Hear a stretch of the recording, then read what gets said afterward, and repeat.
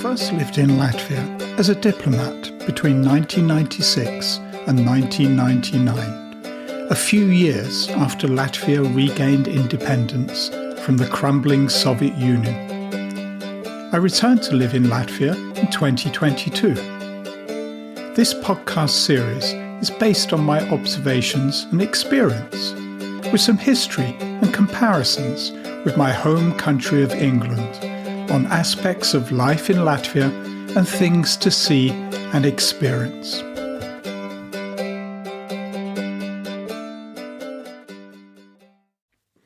On beaches and forests. Latvia's natural landscape is characterised by its forests and seascape. Yes, it has excellent wetlands and lots of rivers, but a visitor to the country will be captivated by its forests and beaches. Nearly 53% of Latvia is forested, the fifth largest proportion of total land area in the EU after Finland, Sweden, Slovenia and neighbouring Estonia. Latvia also has 504 kilometres, that's 313 miles, of sandy coastline. In this episode, I will explore Latvia's close relationship with its forests and beaches. Imagine a beach over 500 kilometres long. I tell a few stories about these natural features and give my recommendations on favourite beaches and forests to visit.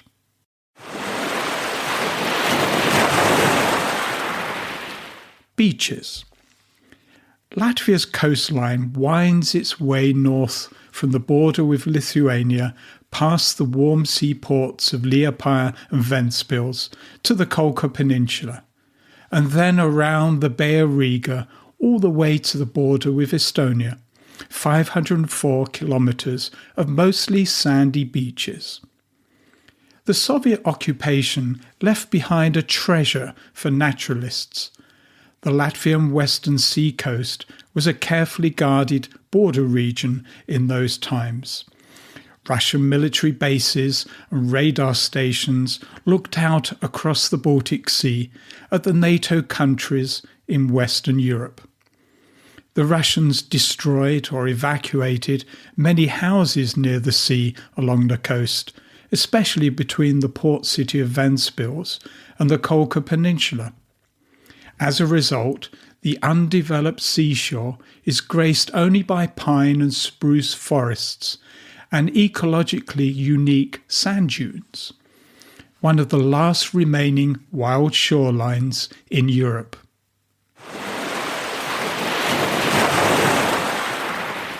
My favourite stretch of beach in Latvia is around the live village of Mazirbe, in the middle of the western coast between Kolka and Ventspils. Beautiful creamy coloured sand with the sea gently lapping the coast, with pine trees behind the beach and dunes. An idealistic vast expanse of sand with hardly a soul. After passing the Live Museum and the one and only supermarket in the village, head straight towards the sound of the sea. In the tree border, just before the sand dunes, turn right and follow a track through the forest for about 50 metres. Then you will find yourself in the middle of a long wooden boat graveyard. Just the wooden skeletons remain, like the ribs and bones of dinosaurs. Eerie, but also beautiful.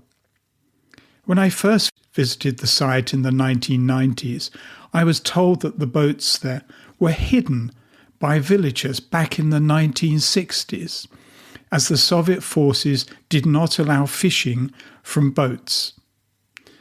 And there they remained, unmoved for more than 50 years. Trees are growing through the boat carcasses, and nature is slowly reclaiming its own. Lovely story, lovely place to visit. The Kolka Peninsula is the northwestern tip of Latvia, at the point where the Baltic Sea meets the Bay of Riga. it has a strange phenomenon. Waves come from two directions and clash with each other at this point. From the left side, the waves come from the Baltic. From the right side, from the bay. The sea in front of the peninsula is shallow for about 6 kilometres. Then there is a small artificial island with a lighthouse. It was originally a wooden lighthouse, first lit in 1876. This was replaced a few years later with a metal lighthouse built in St. Petersburg. This has operated automatically since 1979. Watching and listening to the waves as they roll into each other is fascinating. It can get a bit busy in summer, and the car park has that tacky air of the Soviet era. But the waves, rather than the car park, are worth seeing if you are on a tour of that part of the Latvian coast. The best time to visit is in the spring to see the thousands of migratory birds that use the peninsula for navigation. If you go, keep your eyes open for pieces of amber washed up on the sandy shore after a storm.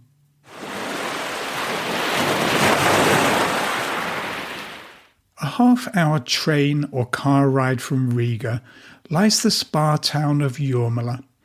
The name translated into English means seaside.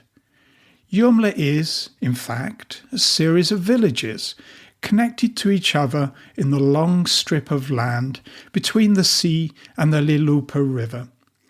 It gained fame during the Soviet occupation as a favourite holiday destination, spa and sanatorium for Soviet generals and communist bureaucrats. Leonid Brezhnev and Nikita Khrushchev were frequent visitors. Although the resort was named Riga's Jurmalas in 1920, it had already gained a good reputation from the rich landowners and Soviet military officers that visited from the end of the 18th century. The peak of Jurmala's early development was the opening of the Riga to Tukums railway in 1877, which passed through Jurmala and boosted the number of visitors and the development of the town as a resort. Jurmala was also gaining a reputation as a health spa with its sea breeze, pine aroma, mineral spring and sandy beach. Jurmala was heavily developed during the Russian occupation, with imposing Soviet-style concrete architecture, looking out over the long 33-kilometre beach. One can still see some of these concrete shells. A significant amount of very expensive apartment buildings have replaced these. Holiday homes aimed at rich people from Russia. Jurmala still has a large Russian population, although I suspect that many have been unable to visit their investments since that country invaded Ukraine in February 2022. One certainly sees far fewer Russian-registered vehicles on the streets. Beautiful old wooden villas, many built by Baltic Germans, can still be found. Most have been renovated, and it makes for a lovely walk admiring these elaborate gingerbread house villas. Strolling along Jurmala's beach is a thing to do in all seasons. One Sunday in February, we went for our favourite walk. Parked the vehicle in Bolosiems near Jurmala's small ethnographic museum. Then walk along the wonderful boardwalk up over the hills and across the light-density forest to the beach. In fact, my map says it's a nudist beach, but I have never seen anyone naked there, certainly not in February.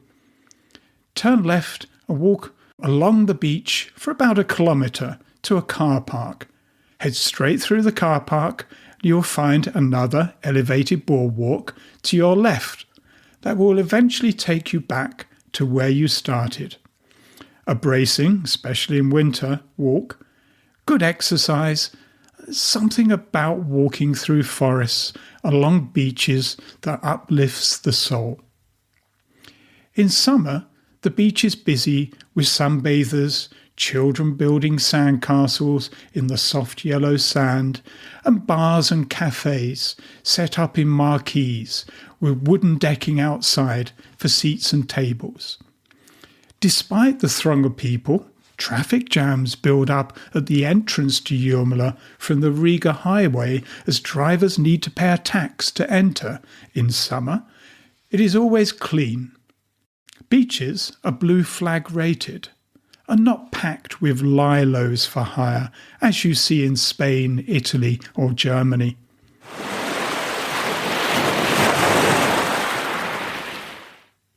I read an interesting story in the Latvian media recently.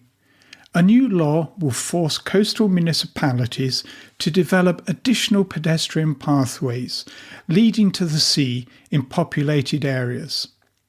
In this new draft law, cities and villages must have at least 2 pedestrian paths to the sea per kilometre. The present law says 1 path per kilometre in areas with habitation.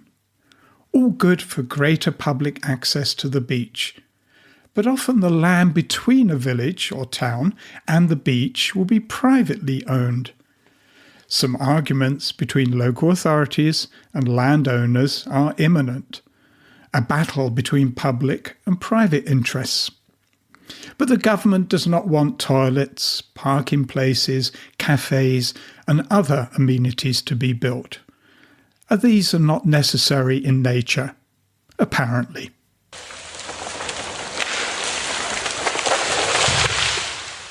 Forests. Over the last 100 years, the forested area in Latvia has doubled. Forests continue to expand naturally and through human rewilding, planting trees on barren land or areas that cannot be used for agriculture. Over 50% of the territory of Latvia is forested. The most common trees are Scots pine and Norway spruce, but many other species of trees are found. I can see the beautiful white barks of birch trees from our home's window. The public can access nearly all forests in Latvia. A widespread pastime is foraging for bilberries, cranberries and mushrooms. One can often see cars parked up by the side of the road near popular forests. Although cover up if you are in the forest, as ticks also like to be there. My wife's middle son went mushroom picking one autumn day last year. He came back with 1 large mushroom and tick-borne encephalitis. It took a couple of weeks of antibiotics to cure. Latvian forestry legislation is among Europe's strictest in regulating timber harvesting.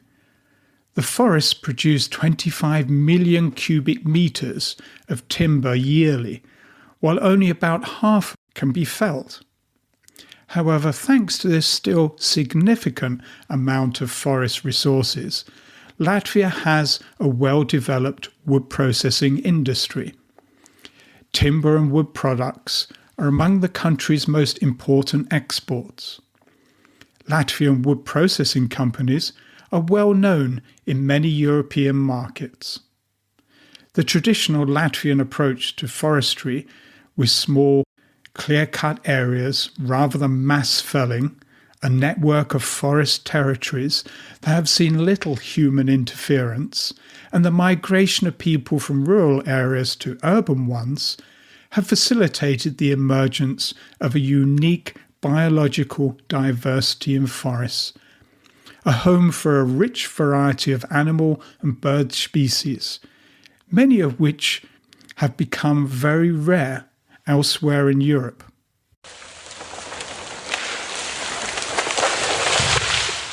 The crucial role that Latvia's extensive forests play in the national economy is demonstrated by Eurostat data on employment in forest-related industries. Across the European Union, the The block's 159 million hectares of forest were the source of employment for 3.6 million people in 2021. The activity that employed the most people was the manufacture of furniture, with the manufacture of other wood products, cork, straw and plating materials in second place. Manufacturing paper and paper products came third, with forestry and logging recording the smallest number of workers. For Latvia, 5,900 people were employed in manufacturing furniture, 19,700 people were employed in manufacturing other wood products, and 14,100 in forestry and logging. No figure for paper manufacture is recorded, but the three combined figures represent around 40,000 jobs and do not include other employment provided by forests, such as tourism and recreation. In 2020 in Latvia, the relative contribution to the economy of forestry and logging increased from 1.4% of GDP to 1.6% of GDP, the second highest ratio in the EU, behind Finland's 1.7% of GDP. By the way, March 21st was the International Day of Forests.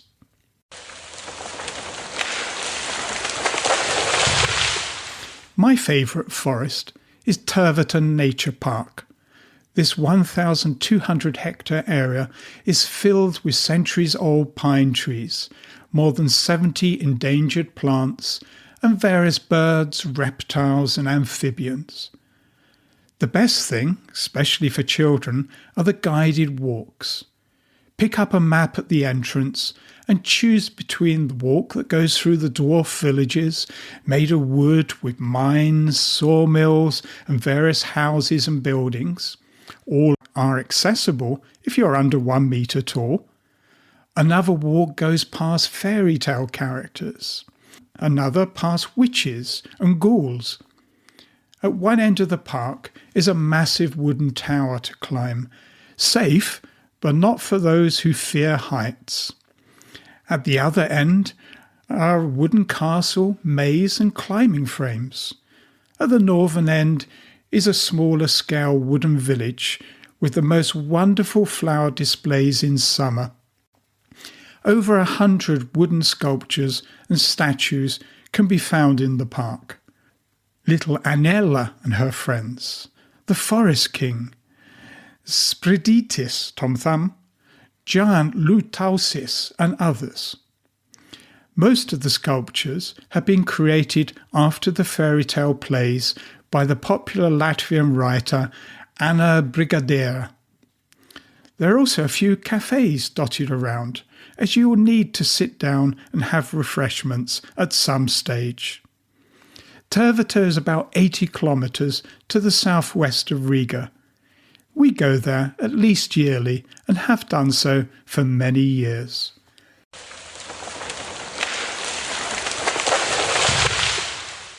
If you are planning a trip to a forest, I have a recommendation for you. Download the LVM Geo app to your phone.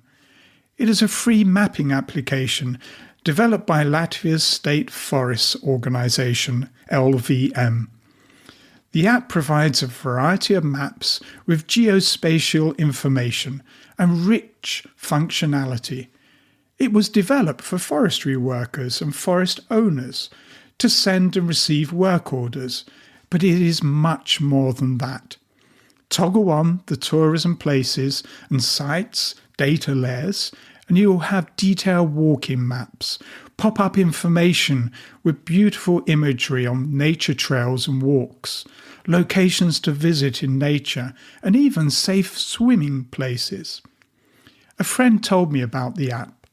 He loves taking his family on hikes, often including a lake swim in summer. Available on the various app stores, there is also a desktop version at lvmgeo.lv.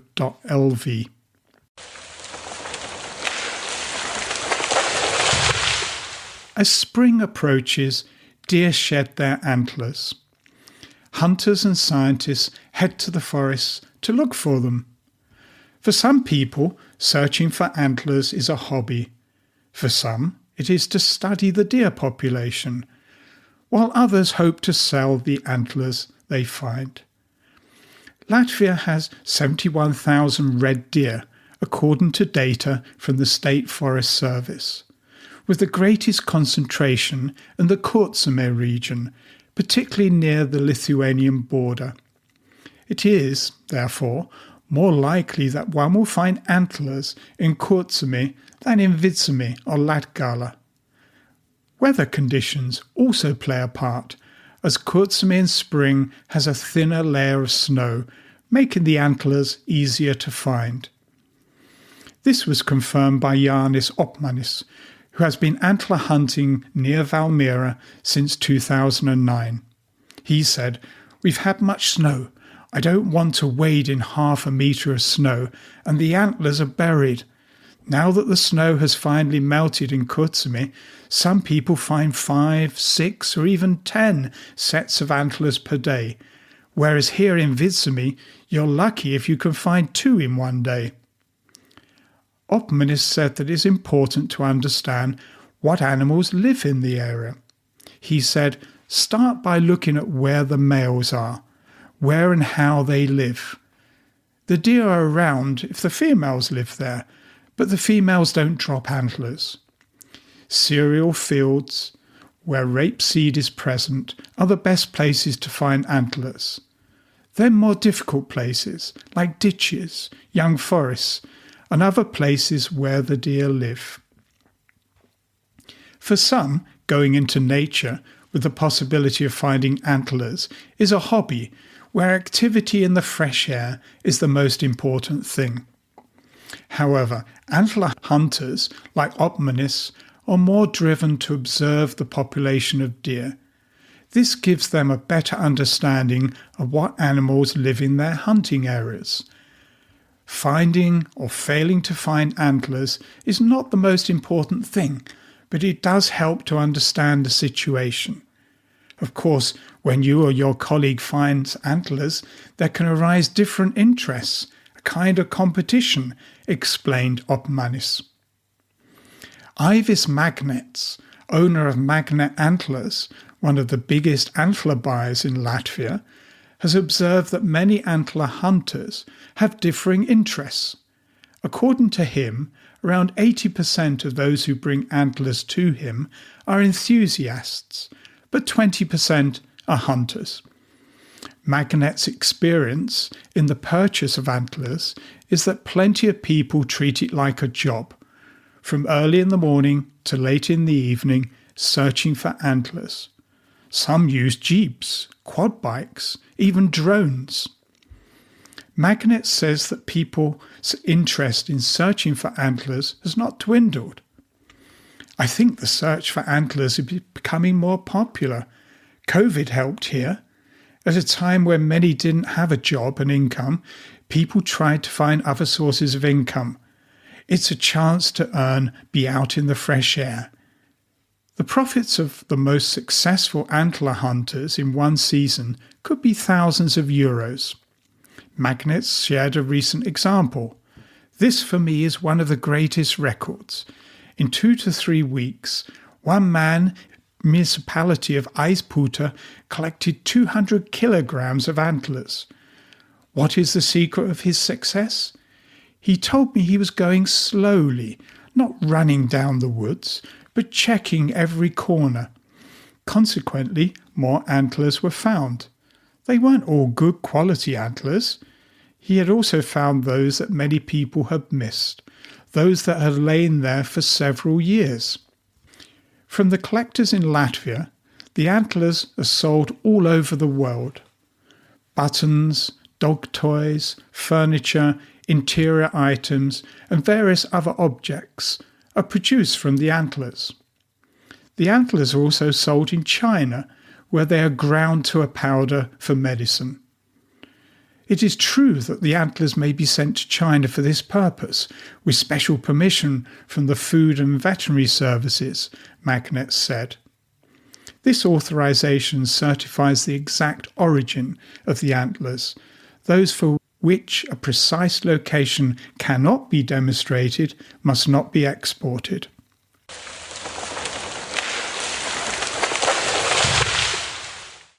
Another pursuit in forests is hunting, fairly popular in Latvia. I spoke to Jānis Spīle about his love of hunting. What is the role of hunting in wildlife conservation?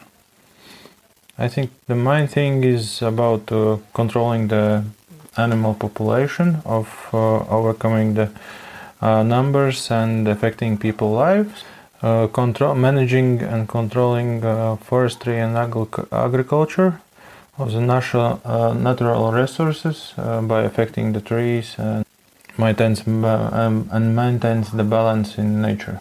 What sort of animals would be hunted because they're destroying that ecosystem? I think mooses and deers, mammals in the forest that are destroying the young trees, eating the bark and just damaging the trees, and in the future the tree grows not so healthy, and that's why they are dying and staying in the forest and damaging the ecosystem of the forestry. Mm-hmm. About wild boar, I've seen them. They can be, well, they looked, at least the ones I've seen, them pretty aggressive animals. Yeah, pretty aggressive animals, and many hunters had serious injuries because of angry wild boar. And also wild boar barking, they are very angry and easy to become very dangerous for everyone in the forest, even if you are just walking around. So there are too many elk, deer, wild boar for the ecosystem to cope with that, and therefore they need to be culled, but with correct numbers of them to keep that balance. Managing population, yes, it's very important, because every year they become more and more because of numbers of licenses that are given to hunters to regulate this population is less than they are growing. Population is growing, and that's why they are becoming more and more. Of course, diseases are cutting numbers of animals, but it's not even. It's also in a growing position, even with all those diseases and everything. So how is hunting regulated in Latvia? Hunting is regulated by laws and restrictions. Mainly there are forestry institutions that are regulating the hunting amounts of animals and giving the licenses for every hunter formation in Latvia. The formations are different sizes depending on people in there, and also licenses are counted about damage that animals are made in this location, specific location, and depending on that, forestry institution gives a license for hunters. Mm-hmm. How easy is it to get a license? Do you have to pass an exam, a test? Hunter's license? Yes. It's not so easy. You need to pass the test. Test has 900 questions.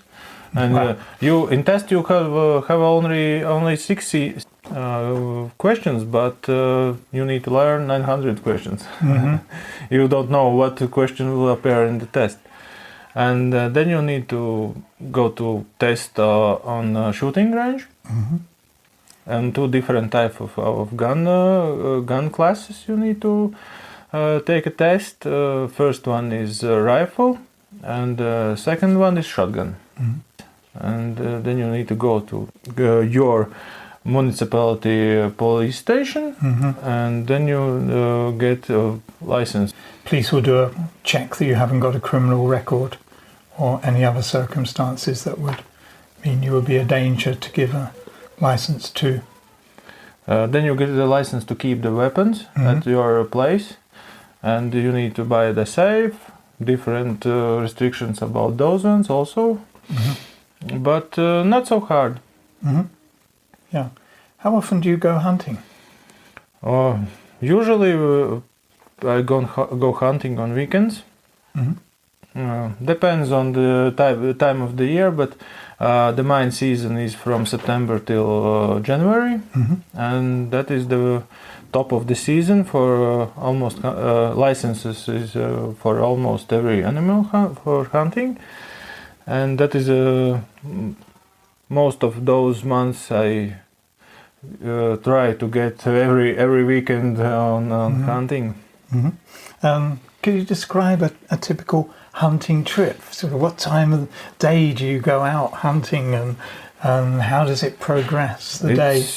It's very different because depends when you are interested for go hunting for boars and for mooses for deers. And for deers, moose, it's more daytime. For boars, it's nighttime, evening time. But usually I get ready, drive the car to the place, a little walk from the car to place because of the smell of the car, just scaring the animals a little bit because boars has very very good smell, and they just also. They hear sounds and they smell. If they smell you, then you are done. It's no reason to sit there and wait anymore. How many hours would you be spending in the forest or sort of areas around? Usually it's about 5-6 hours in the evening. For daytime, it can be from morning to evening and walking around the forest and looking for nature. Also, many different animals that are not for the hunting. Thank you, Janis. That's like it is, yeah. Thank you. Okay, thank you.